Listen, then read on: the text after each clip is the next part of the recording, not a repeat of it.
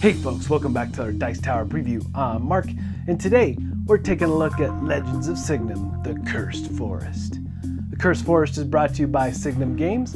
It's for 1 to 4 players, ages 14 and up, and games range anywhere from 30 to 90 minutes. Legends of Signum is a miniatures war game and a collectible card game.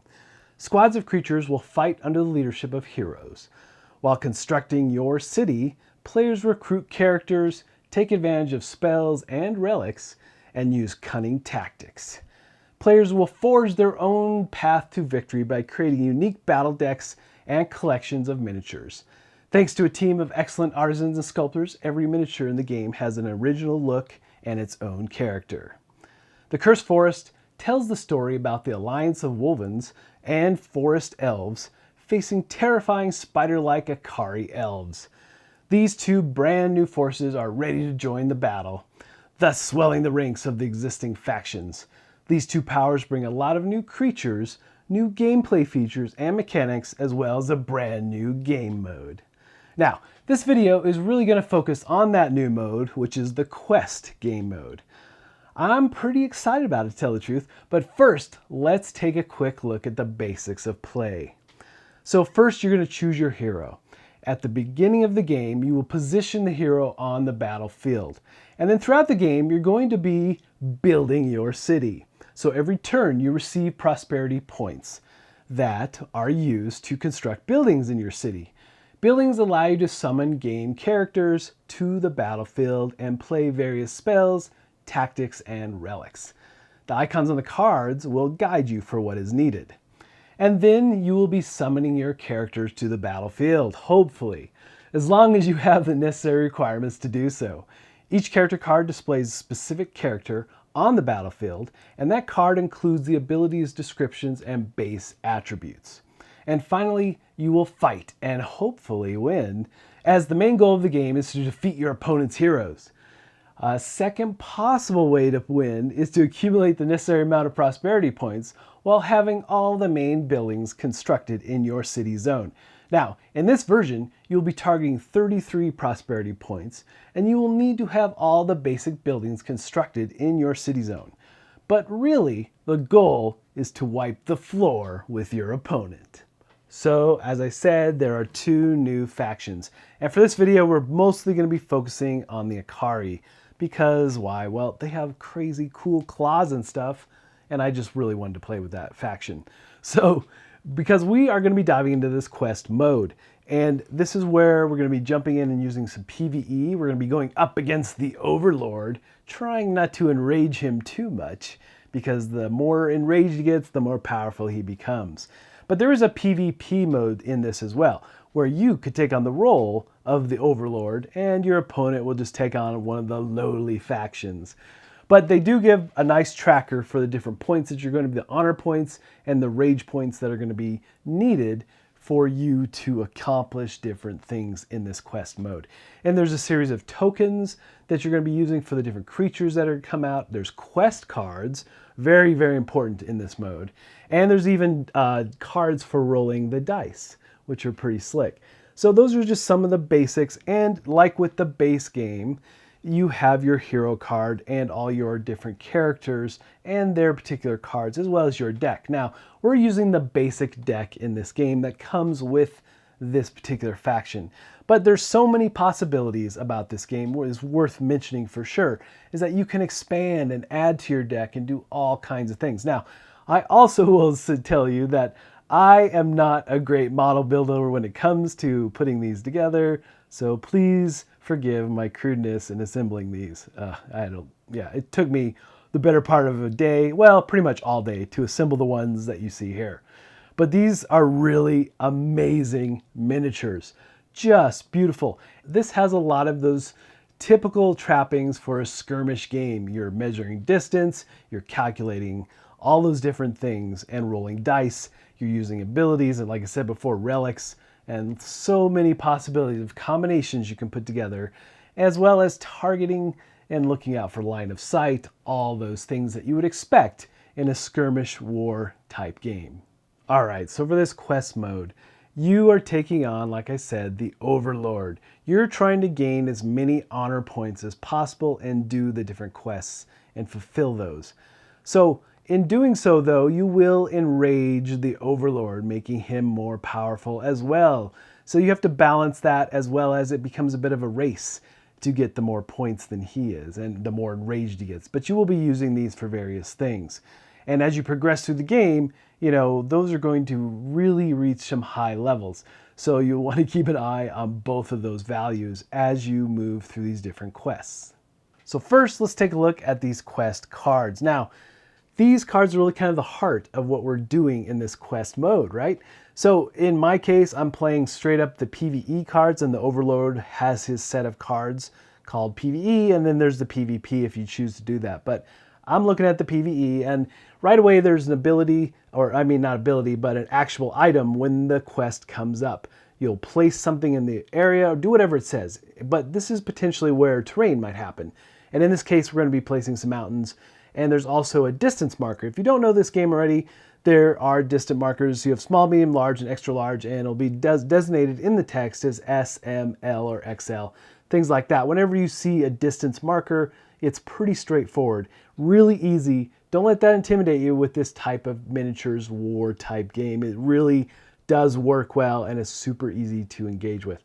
Now, each card has the ability in the center, which might be monsters, something like that, which will dictate how powerful those monsters are and what they do and what attributes and things might happen based on killing monsters or them coming out into the terrain. So we want to keep that abilities in mind in the middle of the card. Now at the bottom is your resolution, basically, what you need to do to complete this card. And once you do, then you have your rewards. Your rewards are going to be honor points. This is really one of the big things you're after in this particular mode. But it also has your prosperity that you could potentially get as well.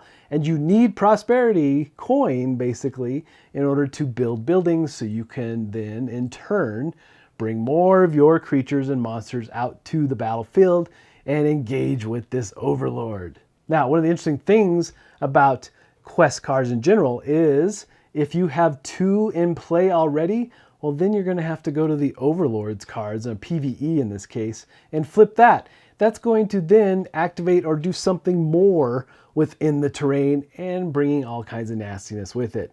So you want to try to cycle through these quests as quickly as possible. Now let's have a look at the Overlord's cards. These are the PvE cards. And these are going to do, again, all kinds of things. And you'll draw one of these if there are 2 quests in play already. And you can't have more than 2, so if there are 2, then you're going to start drawing from the Overlord's deck. And that's one of the game triggers. Once the Overlord runs out of cards, that isn't game end trigger is one of them. But these cards are going to do all kinds of things. They might summon creatures. Some really interesting things here too is that it might just simply lose you points or prosperity. So the Overlord is going to do some pretty nasty things and continue to basically hammer on you throughout the game. And of course, the Overlord has his own beast cards. And what's interesting here too is that just like being PvE and PvP cards, these have 2 sides for the different types of modes that you're playing. But again, they're going to have all their basic stats on here, strength for how many dice you might roll in attacking, the distance it moves, as well as its health and so forth. So these beasts will be, pulled from when the Overlord so sees fit to do so and bring those creatures out to basically destroy you. So this game does have dice. Yes, I love dice in games. So you'll be using these to attack with, to defend with, and so forth. However, in this mode with the Overlord, you do have cards that also represent those dice values. And these will come into play at certain points when you need them. And you'll pull the card and you'll count however many you need to be basically rolled and look for the results that that particular creature or whatever's happening in the game is looking for. Now, one of the big differences in setting this game up for this particular mode is that you will remove the terrain cards from your particular deck. Terrain pieces that you might have brought out to the battlefield. However, again, like I said, the quest cards are going to be taking care of that in this particular mode. So, just like in the 2-player game, when you're in this quest mode, you're still doing all the normal things. Now, minus again, having the terrain cards, you won't be using those. But you are trying to build these buildings. So the first thing you're doing is pulling a card from your main deck. And then you're taking 1 prosperity point. And then next, if you choose to not build a building, then you're going to get 2 additional prosperity points. But, you know, there might be turns, I should say, where you're gearing up, getting more points. But some of these buildings are going to help you get more prosperity and so forth. But you're going to need these buildings in order to activate a lot of the cards from your hand.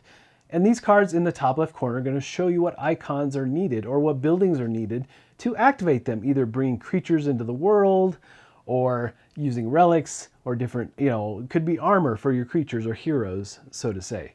And there's also tokens for if you have armor of durability and things like that that you'll put on the card. Now, the thing is that all these buildings are very crucial to the gameplay, and they all have very special abilities. And once you use them in this particular round of play, you will tap them or turn them over so you know they've been used. But they will refresh next time. However, you do have the ability to pay in prosperity to refresh them right away.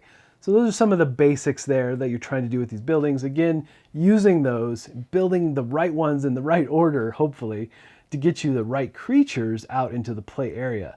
Now, you do have a maximum hand of 10 cards, I believe. And when you get to that point, there's some penalties if you're not getting those cards out and played. But the thing is that that's really a lot of the trade-off and decision-making that you're doing in this game.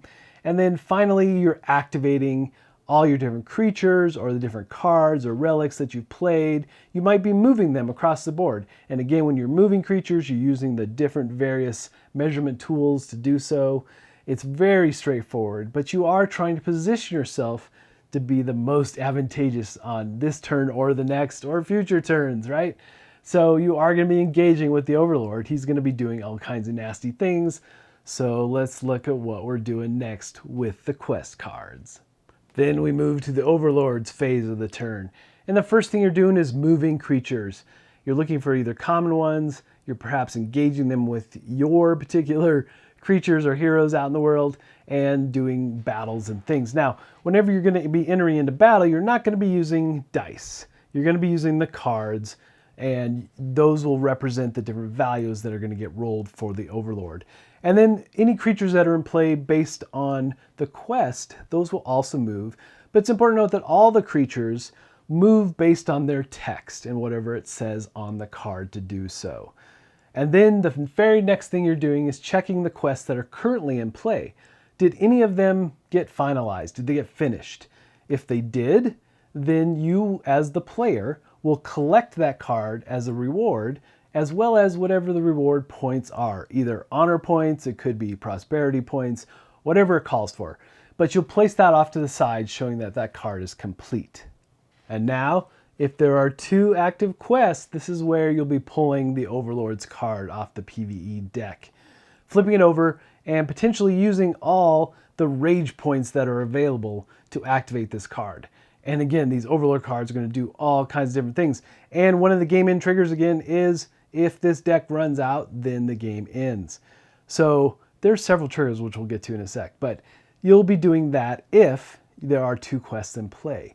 And then the next thing you're checking is to see if any of the quests that are in play have actually failed. If they have failed, you move those failed cards into a separate pile, and the reward value will basically count against you at the end of the game. And then, if there's only 1 quest card in play, you'll flip over the next quest card and follow whatever it says to do, activating it and so forth. And then if ever at any one point the Overlord has to draw a card and can't, that'll trigger the game end. If you as the player can't draw a card, that will end the game. Or if you die as the player, that ends the game as well. And also when you complete all the quest cards, that will trigger the game end. And then you're finally looking at the different point values to determine who won the game. You know, you're looking for honor points, right? I mean, you as the player really want those honor points. But the Overlord is looking for rage. So there's that balance back and forth for sure. And then finally, just a quick note on battles. They're very straightforward. We're not really going to dive into all the intricacies here, but based on what you're doing, the ability or the weapon you're using, or ranged attacks. Again, you're looking for line of sight and so forth. But the number in red on the character or on the hero or the enemy, that's the number of dice you're going to be rolling. And you're looking for the different results. You're either looking for shields, you're looking for axes, you're looking for the splatter. Whatever it is that you're looking for based on what you're fighting with, that will be determining the hits. And then the opponent is going to be looking for shields if they're rolling defense, and they have to determine and tell which dice are going to be used for shields and which you're going to be using for attack and so forth. But in this quest mode, that's where you'll be pulling the cards instead for the particular different creatures that the Overlord is controlling. So the cards will dictate. So you want to make sure you mix that deck up every time really well. But that's really the basics there of combat. It's really all in the dice and what those results are and what type of weapon that you're using to engage with. All right, folks, just a reminder once again, this has been a Dice Tower paid preview, and everything you've seen here has been in prototype form. So keep a close eye on the campaign for any changes that still may occur. Now, with that said, I really like, just in the core game itself, how the buildings versus using them to get cards from your hand out into play. I really like that aspect of this game. But in this quest mode, how the different quests really change up what's happening and how you can really truly play in this solo mode and you feel fully engaged really grabbed me. I don't do a lot of solo games, and this one I would play often. But folks, really, ultimately, if this looks like something that would be of interest to you, I'm sure they'd appreciate your support. So I think that's it from me, and until next time, we'll see you at the table.